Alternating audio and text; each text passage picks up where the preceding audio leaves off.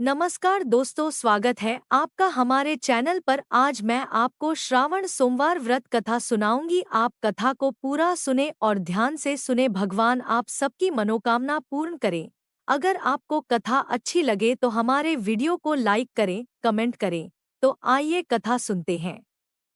श्रावण सोमवार व्रत कथा।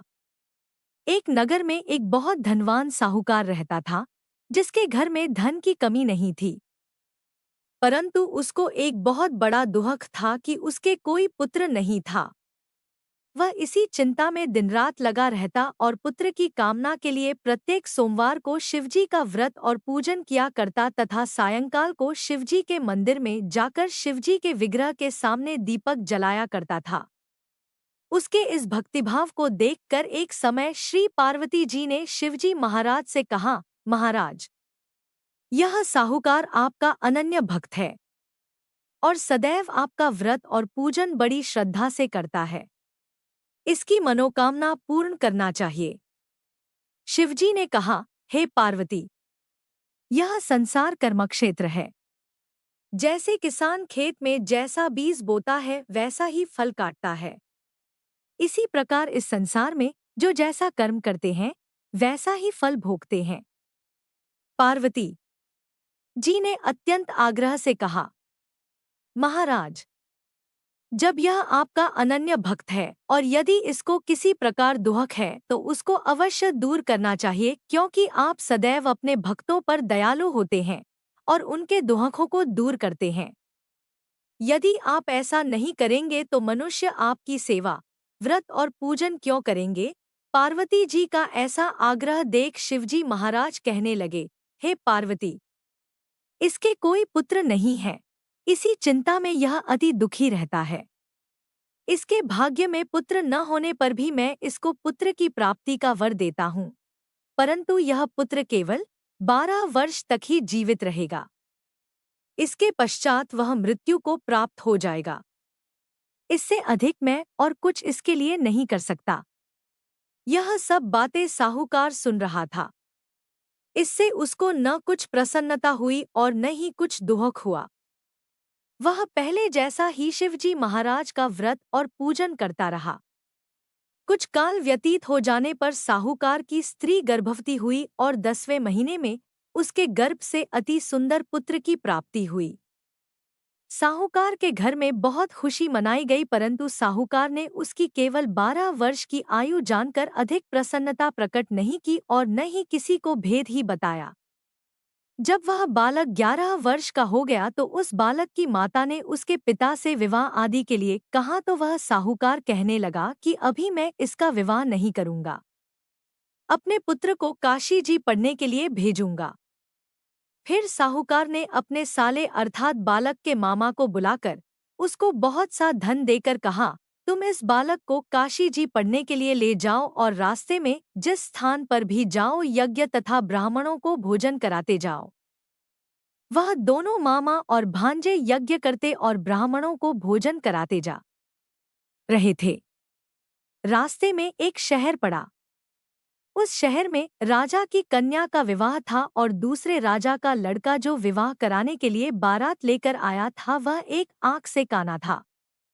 उसके पिता को इस बात की बड़ी चिंता थी कि कहीं वर को देख कन्या के माता पिता विवाह में किसी प्रकार की अड़चन पैदा न कर दें। इस कारण जब उसने अति सुंदर सेठ के लड़के को देखा तो मन में विचार किया कि क्यों न दरवाजे के समय इस लड़के से वर का काम चला लिया जाए। ऐसा विचार कर वर के पिता ने उस लड़के और मामा से बात की तो वे राजी हो गए। फिर उस लड़के को वर के कपड़े पहना तथा घोड़ी चढ़ा दरवाजे पर ले गए और सब कार्य प्रसन्नता से पूर्ण हो गया। फिर वर के पिता ने सोचा कि यदि विवाह कार्य भी इसी लड़के से करा लिया जाए तो क्या बुराई है। ऐसा विचार कर लड़के और उसके मामा से कहा, यदि आप फेरों और कन्यादान के काम को भी करा दें तो आपकी बड़ी कृपा होगी और मैं इसके बदले में आपको बहुत कुछ धन दूंगा। तो उन्होंने स्वीकार कर लिया और विवाह कार्य भी बहुत अच्छी तरह से संपन्न हो गया। परंतु जिस समय लड़का जाने लगा तो उसने राजकुमारी की चुंदड़ी के पल्ले पर लिख दिया कि तेरा विवाह तो मेरे साथ हुआ है, परंतु जिस राजकुमार के साथ तुमको भेजेंगे वह एक आंख से काना है, और मैं काशी जी पढ़ने जा रहा हूँ। लड़के के जाने के पश्चात उस राजकुमारी ने जब अपनी चुंदड़ी के पल्ले पर ऐसा लिखा हुआ पाया तो उसने राजकुमार के साथ जाने से मना कर दिया और कहा कि यह मेरा पति नहीं है। मेरा विवाह इसके साथ नहीं हुआ है। मेरा विवाह जिसके साथ हुआ है वह तो काशी जी पढ़ने गया है। राजकुमारी के माता पिता ने अपनी कन्या को विदा नहीं किया और बारात वापस चली गई। उधर सेठ का लड़का और उसका मामा काशी जी पहुंच गए। वहां जाकर उन्होंने यज्ञ करना और लड़के ने पढ़ना शुरू कर दिया। जब लड़के की आयु 12 साल की हो गई तो उसी दिन उन्होंने यज्ञ रचा रखा था कि लड़के ने अपने मामा से कहा, मामा जी आज मेरी तबीयत कुछ ठीक नहीं है। मामा ने कहा, अंदर जाकर सो जाओ। लड़का अंदर जाकर सो गया और थोड़ी देर में उसके प्राण निकल गए। जब उसके मामा ने आकर देखा कि वह मुर्दा पड़ा है तो उसको बड़ा दुख हुआ और उसने मन में विचार किया कि यदि मैं अभी रोना पीटना मचा दूंगा तो यज्ञ का कार्य अधूरा रह जाएगा। अतः उसने जल्दी से यज्ञ का कार्य समाप्त कर ब्राह्मणों के जाने के पश्चात रोना पीटना आरंभ कर दिया।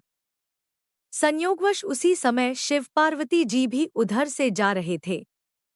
जब उन्होंने जोर जोर से रोने की आवाज सुनी तो पार्वती जी कहने लगी, महाराज, कोई दुखिया रो रहा है, इसके कष्ट को दूर कीजिए। जब शिव पार्वती ने पास जाकर देखा तो वहां एक लड़का मुर्दा पड़ा था। पार्वती जी कहने लगी, महाराज यह तो उसी सेठ का लड़का है जो आपके वरदान से हुआ था। शिवजी कहने लगे, हे पार्वती, इसकी आयु इतनी ही थी, वह यह भोग चुका। तब पार्वती जी ने कहा, हे महाराज, इस बालक को और आयु दो, नहीं तो इसके माता पिता तड़प कर मर जाएंगे। पार्वती जी के बार बार आग्रह करने पर शिवजी ने उसको जीवन वरदान दिया और शिवजी महाराज की कृपा से लड़का जीवित हो गया। शिवजी और पार्वती जी कैलाश पर्वत को चले गए। तब वह लड़का और मामा उसी प्रकार यज्ञ करते तथा ब्राह्मणों को भोजन कराते अपने घर की ओर चल पड़े। रास्ते में उसी शहर में आए जहां उसका विवाह हुआ था। वहां पर आकर उन्होंने यज्ञ आरंभ कर दिया तो उस लड़के के ससुर ने उसको पहचान लिया और अपने महल में ले जाकर उसकी बड़ी खातिर की, साथ ही बहुत से दास दासियों सहित आदर पूर्वक लड़की और जमाई को विदा किया। जब वह अपने शहर के निकट आए तो मामा ने कहा कि मैं पहले तुम्हारे घर जाकर खबर कराता हूँ। जब उस लड़के का मामा घर पहुंचा तो देखा कि लड़के के माता पिता घर की छत पर बैठे हैं और यह प्रण कर रखे हैं कि यदि हमारा पुत्र सकुशल लौट आएगा तो हम राजी खुशी नीचे आ जाएंगे, नहीं तो छत से गिरकर अपने प्राण खो देंगे। इतने में उस लड़के के मामा ने आकर यह समाचार दिया कि आपका पुत्र आ गया है। तो उनको विश्वास नहीं आया। तब उसके मामा ने शपथपूर्वक कहा कि आपका पुत्र अपनी स्त्री और बहुत सारा धन साथ लेकर आया है। तो सेठ ने आनंद के साथ उसका स्वागत किया और बड़ी प्रसन्नता के साथ रहने लगे। इसी प्रकार से जो कोई भी सोमवार के व्रत को धारण करता है अथवा इस कथा को पढ़ता या सुनता है उसकी समस्त मनोकामनाएं पूर्ण होती हैं। अगर आपको कथा अच्छी लगे तो हमारे वीडियो को लाइक करें, कमेंट करें। धन्यवाद।